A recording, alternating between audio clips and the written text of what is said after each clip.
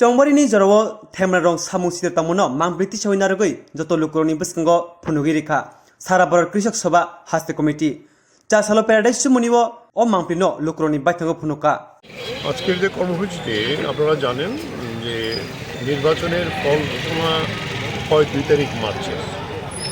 এই ঘোষণার দিনেই 2টার পর থেকে ত্রিপুরা রাজ্যের বিজেপির দল এবং আরএসএস তারা বলগাহীন একটা সন্ত্রাস যারা বিরোধী রাজনৈতিক দল নির্বাচনে লড়াই করেছিল তাদের উপর নামিয়ে আসে।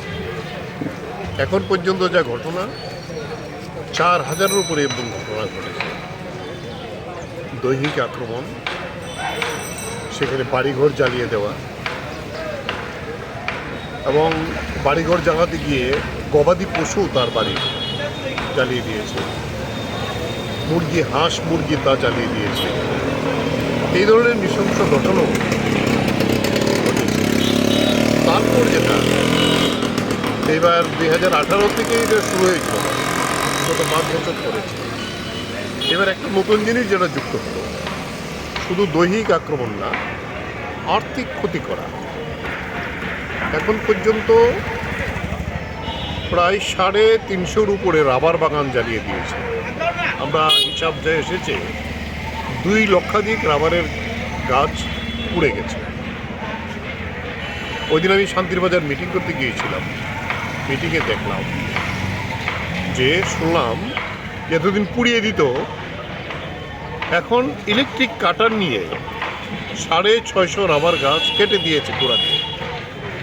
আরেকটা বাগানে গোড়া দিয়ে রাবারের ছাল তুলে নিয়ে গেছে। এই যে বর্বরতা, পুকুরের মাছ বিষ ঢেলে জ্বালিয়ে দিয়েছে। কৃষকরা বাজারে আসতে পারছে না, এমনকি পাইকার যারা বিভিন্ন জায়গাতে বড় বড় যে সবজি এলাকাগুলিতে আছে, পাইকার নিজেরা যায় গিয়ে আনে, মাঠের থেকে নিয়ে আসে, পাইকারকে যেতে দেয়। গাড়ি এই বাজারে না হোক অন্য বাজারে গাড়ি নিয়ে আসতে পারে, সেই গাড়ির ড্রাইভারকে বলে দেওয়া হবে। অর্থাৎ এটা খেতেই যদি পচে যায় সমস্ত। এখন পর্যন্ত প্রায় 1000-এর উপরে দোকান খুলতে পারে। এইভাবে এই যে বিভৎসতা, রাজনৈতিক যে প্রতিহিংসা, এটা ভারতবর্ষে অন্য কোথাও দেখিনি। 2 দিন আগে কর্ণাটকের নির্বাচন হলো, বিজেপি ছিল ক্ষমতায়, কংগ্রেস জিতেছে। এরকম কোনো ঘটনা তো নেই। আমরাও তো মিডিয়াতে এখন খুব সক্রিয়, ঘটনা তো নেই। এটা কেন ত্রিপুরাই না? ফলে সেই জায়গায় দাঁড়িয়ে আমরা এর প্রতিবাদ সেখানে করেছি। এবার সবচেয়ে বেশি ক্ষতিগ্রস্ত কৃষকরা, সাধারণ মানুষ গ্রামে, আর হলো আমাদের মোটরের যারা অটো, ছোট গাড়ির যারা মালিক, তাদের গাড়ি রাস্তায় আসছে। এই ঘটনাটা আমরা আমাদের সারা ভারত কৃষক সভার কেন্দ্রীয় কমিটিতে নিয়ে গেছি। সেখানে আমাদের কার্যকরী কমিটির মিটিং হয়েছে। মিটিংয়ের থেকে সিদ্ধান্ত হয়েছে 20শে মে থেকে 30শে মে পর্যন্ত সারা দেশে এই চিত্রগুলো দেখানো হবে। তাই তারা আমাদেরকে চেয়েছিল যে বিভিন্ন ঘটনাবলী যা ঘটেছে, সব তো আর দেওয়া যাবে না, 4500-এর উপরে ঘটনা। আমরা কিছু ঘটনা যেটা সংগ্রহ করেছি, তাতে হয়তো বিভিন্ন মিডিয়ার ঘটনা আমাদের কাছে আমরা কপি করেছি। সেটা এগুলি বাস্তবের উপর ভিত্তি করে আমরা এটা আজকে এই সারা ভারতের প্রোগ্রামের কর্মসূচি হিসেবে আগরতলাতে কেন্দ্রীয় হবে। আমরা আগরতলায় সারা ভারত কৃষক সভার পক্ষ থেকে এই কর্মসূচি প্রতিপালন করছি। আমরা প্রত্যক্ষভাবে আলোচনা হব অল্প সময়ের জন্য। আমরা যে ঘটনাগুলো ঘটেছে তার উপর একটা ভিডিও আমরা তৈরি করেছি, সত্য ঘটনার উপর আধার করে বাস্তব ঘটনাগুলোকে নিয়ে এইটা এখানে আমরা ডিসপ্লে করব মানুষের কাছে। কারণ সব মানুষ তো আর সবটা দেখেনি। এই জায়গায় দাঁড়িয়ে এই প্রতিবাদ আমাদের চলবে, গোটা দেশে চলছে। ত্রিপুরাতেও আমরা বিভিন্ন জায়গা থেকে নিয়ে যাব। আমরা বলবো যে এই বিজেপি আরএসএসের যে গণতন্ত্র নিধনের এই যে যজ্ঞ, এটা বন্ধ হোক, গণতান্ত্রিক পরিবেশ ফিরিয়ে আসুক। এবং আমরা বলছি এত সব ঘটনা ঘটেছে যে বিজেপির যিনি সভাপতি তিনি বলে দিলেন কোথায় কোনো ঘটনা হয়নি। যদিও মুখ্যমন্ত্রী এটি ভূমিকা নেওয়ার চেষ্টা করছেন, কিছু ঘটনা তিনি প্রতিবাদ করেছেন, কিছু দুষ্কৃতিকারী বিভিন্ন জায়গাতে গ্রেপ্তার হয়েছেন, কিন্তু ওনার দল তো উনিই তো সভাপতি ছিলেন, উনি আজকে মুখ্যমন্ত্রী, শুধু দলেরও তিনি একজন সর্বেসর্বা। তাহলে এইটা কেন হচ্ছে না? শুধু মুখে কথা বললেই হবে না, এক দুইটা স্টেক হোল্ডারদের গ্রেপ্তার ইত্যাদি হলে হবে না। সার্বিকভাবে বিজেপি দল তারা যদি না হলে মানুষ এগিয়ে আসবেন, মানুষ এগিয়ে আসছেন। আমাদের কৃষক সভা আমরা এই 8টা জেলাতে আমরা মিটিং করে তথ্য সংগ্রহ করেছি এবং বলেছি সেই তার প্রতিবাদে বিভিন্ন জায়গাতে নেমে আসার জন্য আস্তে আস্তে মানুষ সেভাবে তৈরি হচ্ছেন। তাই আজকে আমরা এখানে এই বিষয়গুলো ঘটনার চিত্র দেখাবো আর অল্প সময়ের জন্য একটু আলোচনা করব, ঘটনাটা দেখাবো। এটাই আজকের এটা আমরা শান্তি চাই, এগুলি বন্ধ হোক। ভোট হয়ে গেছে, ভোটের পরে সবাই যার যার কাজ করবে, এটাই নিয়ম। যার যার দল করবে গণতান্ত্রিক দেশে, এটাই নিয়ম, ভারতবর্ষের সংবিধান। এইটা যাতে এখানকার সরকার কার্যকরী ভূমিকা গ্রহণ করে। আমরা মুখ্যমন্ত্রীর সঙ্গে দেখা করেছি, বিভিন্ন জায়গাতে পিএমদের সঙ্গে দেখা করছি, এসপিদের সঙ্গে দেখা করছি, তারাও আমাদের সঙ্গে একমত। মুখ্যমন্ত্রীও আমরা যখন দেখা করি তখন বলেছে না এগুলি আমরা চাই না, আমি অন্তত চাই না এগুলি বন্ধ করতে চাই। কিন্তু বন্ধ তো হচ্ছে না, এখনও বিভিন্ন জায়গাতে একের পর এক ঘটনা ঘটছে। এটা বন্ধ হোক, সুস্থ স্বাভাবিক পরিস্থিতি ত্রিপুরায় বিরাজ করুক, যেটা ত্রিপুরা আছে। প্রকৃত আমাদের প্রতি সদয় আছে, তাই প্রোগ্রাম যখন শুরু হবে তখন থেকে এই দেখা গেল আকাশ ভালো হচ্ছে। এই জন্য ধন্যবাদ তো প্রকৃতিকে জানাতেই হয়, তার উপর নির্ভর করে আমরা আছি। আপনারা শুনেছেন, আমরা অনেকেই প্রত্যক্ষদর্শী, এখানে অনেকেই আছেন। ভারতবর্ষের গণতন্ত্রে ভোট হবে, ভোট যাবে, একদল জিতবে আরেক দল হারবে, এটাই তো গণতন্ত্র। এর ভিত্তিতে আমাদের সংবিধান রচিত হয়েছে। কিন্তু অত্যন্ত দুর্ভাগ্যের এবং ক্ষোভের সঙ্গে বলতে হয়, 2018 সালে যখন এই রাজ্যে বামপন্থী সরকারকে পরাজিত করে বিজেপির নেতৃত্বে সরকার এসেছিলেন, আমরা সেই দিন থেকেই দেখেছিলাম ঠিক দুপুর 2টার পর থেকে 2018 ব্যাপক সন্ত্রাস হয় গোটা রাজ্যে এবং মানুষ 8 জনের উপরে নিহত হয়েছিলেন, খুন হয়েছিলেন।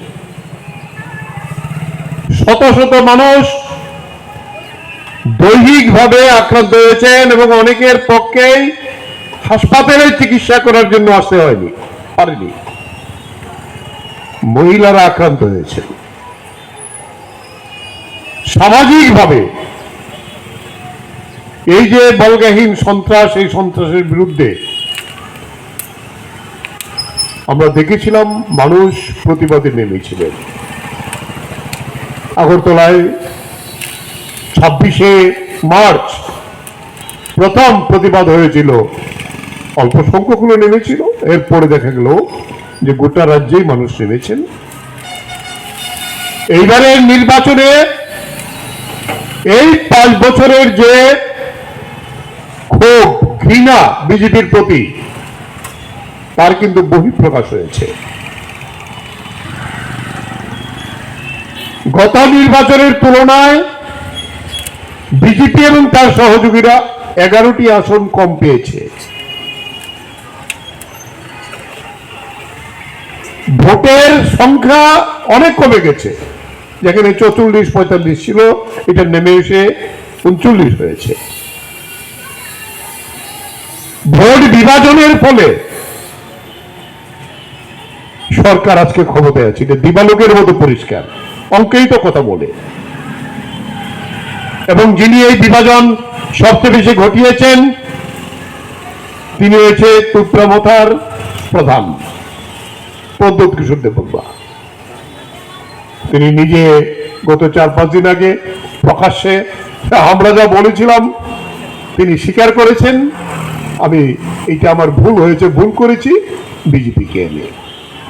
তিনি নিশ্চয়ই বুঝতে পারছেন কি ক্ষতি করেছেন ত্রিপুরা রাজ্যের গণতান্ত্রিক মানুষের। ঠিক আছে, উনি উনার কাজ করবেন, এই নিয়ে আমাদের কোনো কথা নেই, কিন্তু মানুষ কিন্তু বুঝতে পারছে যে উপজাতি এলাকার মানুষ এই বিভ্রান্তির শিকার হয়েছিলেন, তারা আজকে বুঝতে পারছে এই মথার শাসনে 2 বছর তারা এডিসিতে আছে, খাবার নেই, কিচ্ছু নেই, প্রশাসন একেবারে স্থবির হয়ে আছে। এই জায়গায় দাঁড়িয়ে মানুষ যখন বুঝতে আরম্ভ করছেন, তিনিও এই ভুলটা স্বীকার করলেন।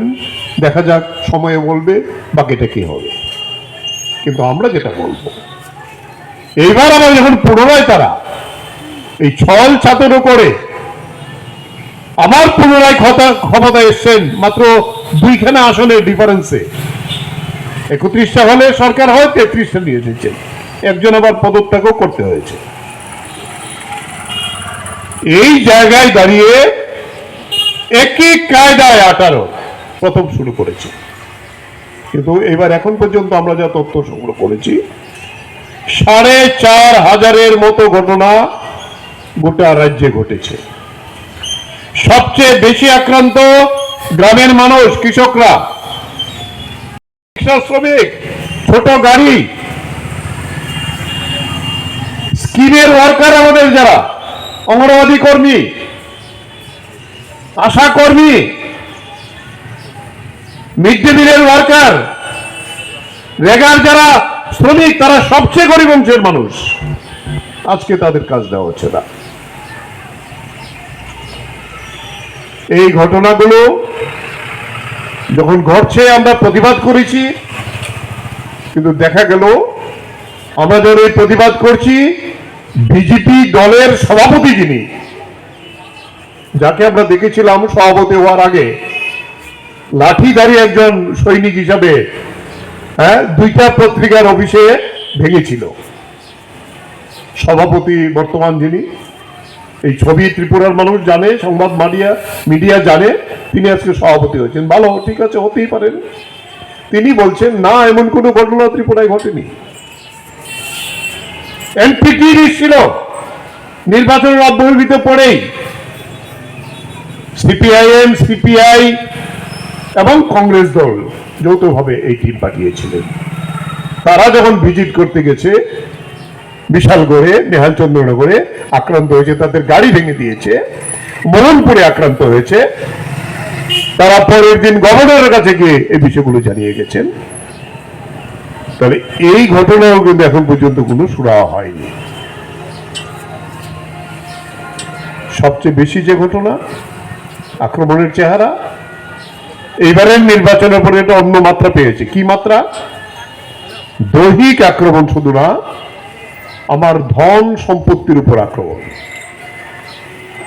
3 শতাধিক রাবার বাগান জ্বালিয়ে দিয়েছে। 2 লক্ষের উপরে, আমাদের রাজ্য কমিটির মিটিং ছিল, এসেছে 2 লক্ষ রাবার গাছ নষ্ট করেছে। এটা ব্যক্তিগতভাবে তাদের কারো হতে পারে, কিন্তু রাজ্যের তো ক্ষতি, রাবার উৎপাদন তো কমলো। ওই দিন আমি শান্তির বাজার মিটিং করতে গিয়েছিলাম মহকুমা কমিটির,